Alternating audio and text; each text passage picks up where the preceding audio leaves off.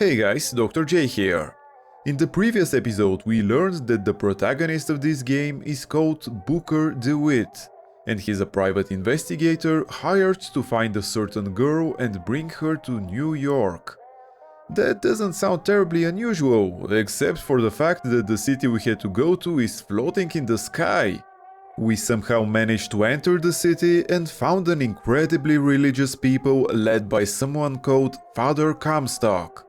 We are now exploring the city and searching for clues about the girl's whereabouts. Serious business, you know. Well, anyways, that's some amazing technology considering it's only 1912. How did they make all of that? And we're back to scrounging for supplies. It's getting kind of embarrassing. Columbia Raffle and Fair. I guess we might as well visit the fair. It's not like we have much of a choice anyway.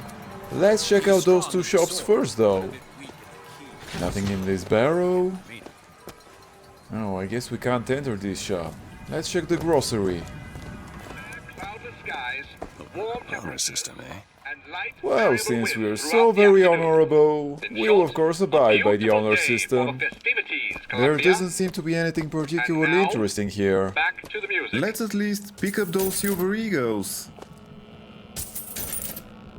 Time to exit now. Oh, we have another kinetoscope here. Beware the false shepherd. Wonder what this is about.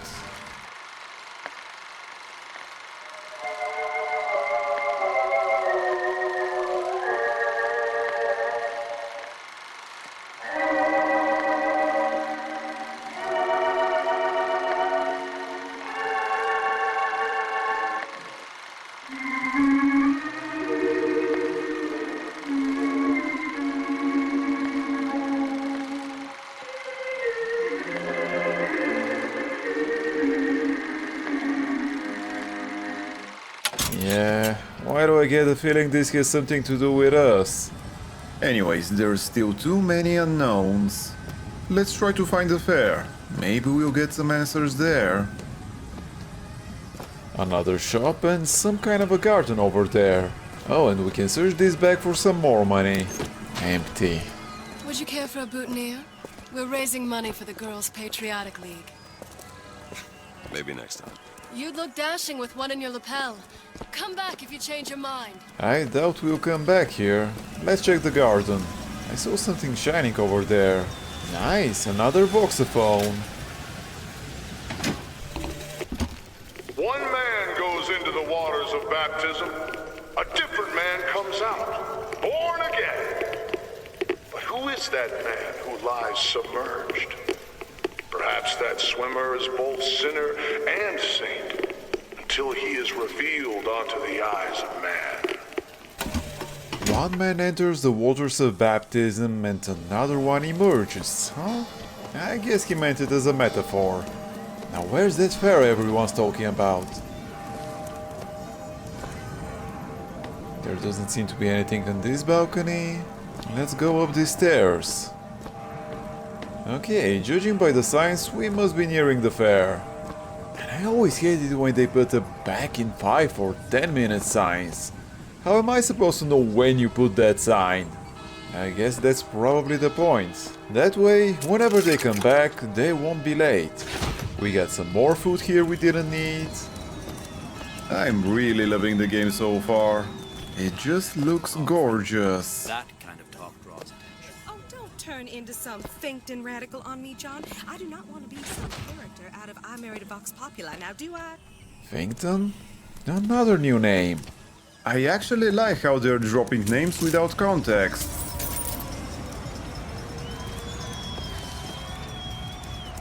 And this must be the statue of the Angel Columbia. Pretty impressive That's what I stuff. said I'd find her. Telegram, Mr. DeWitt. Telegram for you, sir. Wait, there's someone in this city who knows about me? DeWitt, stop. Do not alert Comstock to your presence. Stop. Whatever you do, do not pick number 77. Stop. Lutess. Who is Lutess and how did that kid know I'm Booker? And what's this number 77? Anyway, there's a telescope we need to check over there. Nice, there's a silver eagle on the ground next to it. Thankfully, we don't need to use money to operate the telescopes. There's a statue over there. There's something about those too. Looks like there's nothing else interesting here. Hey, where did they go? Whatever, let's check this trash can now. Empty again. Oh, I forgot to mention it earlier, but there is also an achievement about looting 200 containers. It's called Coins in the Cushion. Despite its name, it doesn't count only containers that have coins in them. Even if the container is empty, like that trash can, it still counts towards the achievement. So it won't take too long before we unlock it. Marlowe's patented vigors. Is that like Columbia's version of a plasmid? But how is that possible? Like I've said before, the atom slug is discovered half a century from now. Then again, this city is full of technology that's way too advanced. Those are no tall tales told behind the pool hall. No sir, no ma'am.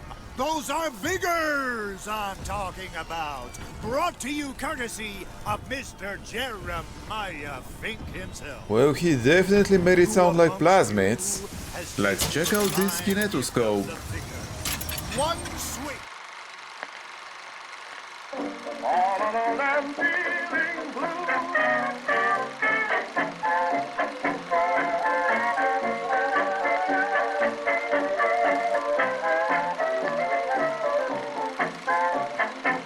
Yeah, sure, smoke specifically designed for children. That should be good. Our prophet is fair. You know our prophet is kind. What does it say? And he Gun has down the asked box? Are Vox Populi some kind of a terrorist organization? Roll up and try the amazing power of Bucking Bronco. Whether you need it lifted, lofted, tossed, or tumbled, Bucking Bronco is just the ticket. Sure, let me try. I'll try.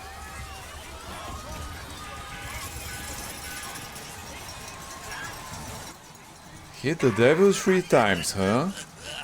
So that icon down there on the left must be the Bucking Bronco vigor. Oh, I see. That's a tutorial on using vigors. That's a clever way of doing tutorials. We need to hit the devil 2 more times. Okay, so the Bucking Bronco lifts enemies in the air, presumably to make them easier to kill. I doubt it causes damage, seems like it's more of a stunt type of attack. Nice, we actually got money for doing that. Bucking Bronco is your answer. Are there any more stands like this around? The skyline stand looks promising. It's a shooting tutorial, I presume. Oh, we are definitely getting those 20 points. Like I keep saying, we need money badly. Looks like the targets will just scroll across these rails. It shouldn't be too difficult to hit them. Yep, pretty easy. And that's how a shotgun should feel like. I was really underwhelmed with the one in Bioshock 2, but this one will be fun to use. So far it seems pretty easy, which should be kind of obvious, it is a tutorial after all. I am getting a bit worried though. Half our time has already passed and we're just now getting to 10 points. But it looks like the targets have started appearing more frequently, so we should be fine. It also looks like there's no reloading, but this is probably just for the tutorial. Anyway, the shooting animation is awesome. Nice, we've got to 20 points and even have time to spare. Let's get our reward. I sure did. Can we find another tutorial like that? Seems like we've covered both shooting and vigor, so I don't think there's anything left for a tutorial, but you never know. That Hunt the Vox stand sure looks like another tutorial. Let's check it out. Is that a vending machine? We'll check it out later. Let's go to the stand now. It looks nearly identical to the previous tutorial, but the weapon is different.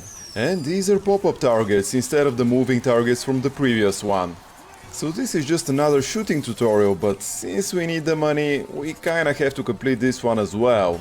The weapon we'll be using for this one is some kind of a carbine.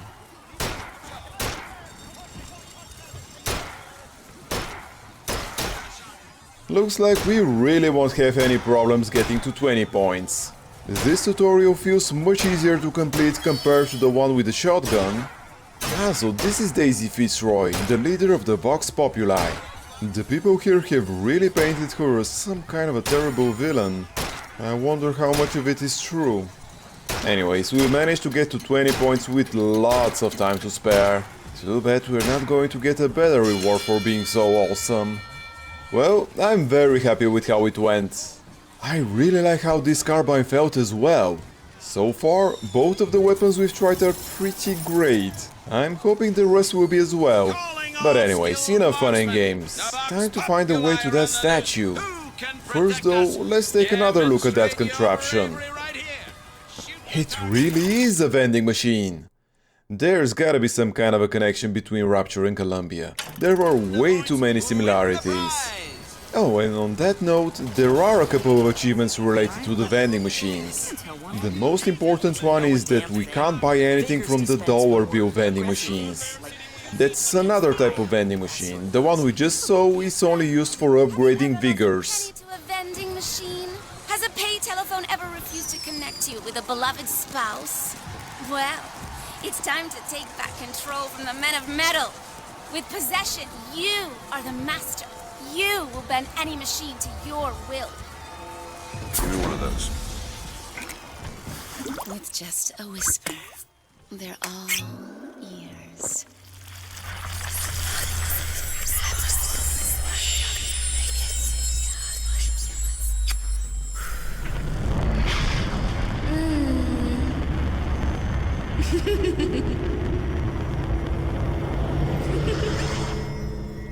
That's quite the improvement from the Rapture way of doing things with plasmids. Press to turn machines into allies. Okay, so as the name implies, it's basically a hypnotized plasmid for machines. Should be useful. The way this vending machine is glowing tells me we'll have to use it in order to continue. Sorry, pal. Time to use our new vigor, I guess. Well, if it isn't Assemblyman Buford, you're spotted. Before. Oh, that's because you're a stupid machine. By the way, the blue bottles are basically like the Eve Hypos from the previous games. Those two again. Heads. Or tails. Come on, let me through. Heads. Or tails. Tails. Told you. I never find that as satisfying as I'd imagined. Chin up. There's always next time. I suppose there is. What the hell was that about? Those guys are really weird. I can't shake the feeling we've seen them before coming to Columbia. Anyway, so that dollar bill machine is the one we can't buy from. This is because of the scavenger hunt achievement. We have to play through the entire game in 1999 mode difficulty without buying stuff from the dollar bill machine. That's not really a problem, since the only things sold there are ammo and healing supplies. Which brings me to another difference in gameplay mechanics. There are no health kits or Eve hypos we can stock up on, which means no easy healing for us, which is really the main reason why this game is significantly more difficult. If we run out of health or souls, we have to find supplies on the spot. And on top of that, we can't manually save. The checkpoints where the game autosaves are pretty frequent, but still, it's not as convenient as having the ability to manually save. Right, so I guess we're done here. Let's move on. I kind of expected this to be the entrance to the fair because of that ticket machine, but this just looks like some more city streets. My role model? Why, Lady Comstock, of course. The prophet bless her and keep her. Lady Comstock, the prophet's wife. As I gather, she seems to have passed away. Looks like we need to go down these stairs.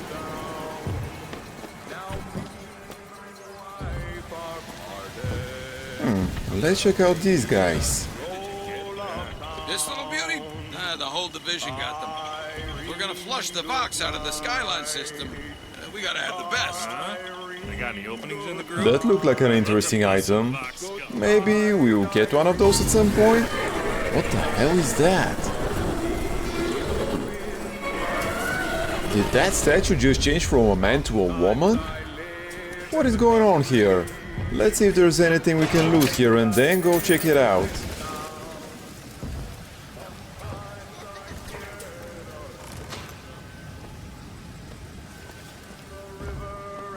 Arlutes gave Columbia her wings. Wasn't that the same person that was quoted in the beginning?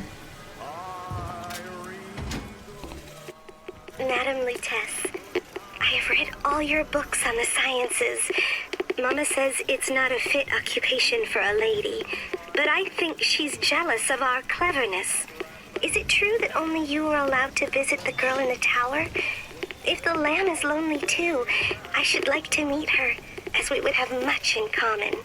Warmest regards, Constance. So, Arlutes is obviously a scientist, presumably the one that made Columbia float in the sky. I'm also interested in the girl in the tower. I'm betting she's the one we're after. It's nice to have at least some kind of a clue. The false shepherd again? What the... I don't think that's just a coincidence. Did the guy they tortured in the lighthouse tell them about our tattoo? But how would he know in the first place? Besides, he didn't seem like he was killed that long ago. No way they've had enough time to make this poster. Well, there's not much point in thinking about this right now, I guess. There's way too much weird stuff going on here. In any case, this will make things much more difficult for us. It would be pretty great if we could find some gloves or something to cover our tattoo with. All of these shops seem to be closed though. Let's check out these barrows. Nothing. There's another dollar bill vending machine over there. We should probably continue straight ahead, so let's go over there first. All of the stands are closed, probably because of the fair. Let's check out that fountain up ahead. We'll see about that. I'm feeling lucky. Anything on the benches? Just a cotton candy, and the trash can is empty. Let's try going through these gates. Why are there so many people gathered over there? Ah, this must be the raffle we've heard about. Let's check it out. Has officially begun! Who, me? Sorry, no sale. Silly. There's never a charge for the raffle. You've been sleeping under a rock? 77. Uh-oh. 77. That's a lucky number. I'll be rooting for you. Bring me the bowl! Is that not the prettiest young... All right then. The winner is number 77! Oh, what do you know? More importantly, how did Lutece know? Come and claim your prize! First round! First round! What the hell? Please don't do this. It was me. It was all me. Please. Please. No. Please, what are you doing? Come on! Are you gonna throw it? Or are you taking your coffee black these days? Okay, so religion and racism. Seems like this will be this game's theme. We've got a shy one here! We've got to do something about that! For you, you son of a bitch. Wait! It's him! I knew this was going to be a problem. Now, where'd you get that Don't you know that makes you the backstabbing snake in the grass false shepherd? The false shepherd! And we ain't letting no false shepherd into our flock! Show 'em what we got planned, boys!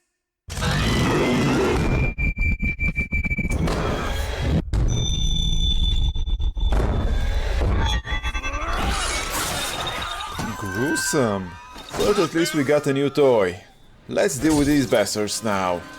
The weapon we just got is the skyhook. Not only can we use it for melee attacks, but we can also use it to traverse Columbia by hooking up on the sky rails. In addition to melee attacks, we can also use it to perform executions when the enemy is at low health. When there is a skull above him, we can press and hold the melee button in order to execute him. There's also an achievement associated with every weapon in this game. For the skyhook, we'll need to perform 20 executions in order to unlock the industrial accident achievement. And since we're playing on 1999 mode, it's best to finish this achievement as soon as possible, preferably on melee opponents. Later on we'll be trying to deal with the enemies from as far away as possible. Thankfully there's more than enough guys with batons in the early game, so it shouldn't be a problem to unlock it as long as we focus on that. Another thing to mention is that all kills are tracked persistently, so we can always restart a checkpoint and rack up a few more that way. We won't have to do it for the skyhook, but we'll probably need it for some of the other achievements. Okay, that's enough explaining for now, let's finish this guy off as well. The execution animations are pretty awesome, so enjoy them while you can. It's highly unlikely we'll see any more of them once we unlock the industrial accident achievement.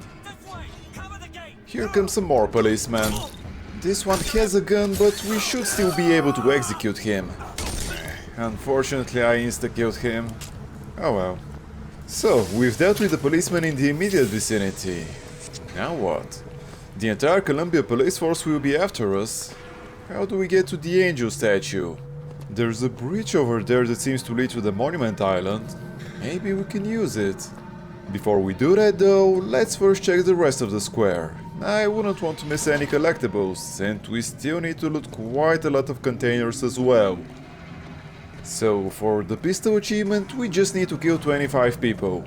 After that, we'll probably have to throw it away, since we can only carry 2 weapons at a time. Damn, they've disconnected the bridge. I guess we won't be able to go that way. Well, this means we'll have to go back to that barge we saw a moment ago. There's a ramp attached to it, so we'll probably be able to board it. Nice, there's also a voxophone on that table between the cages.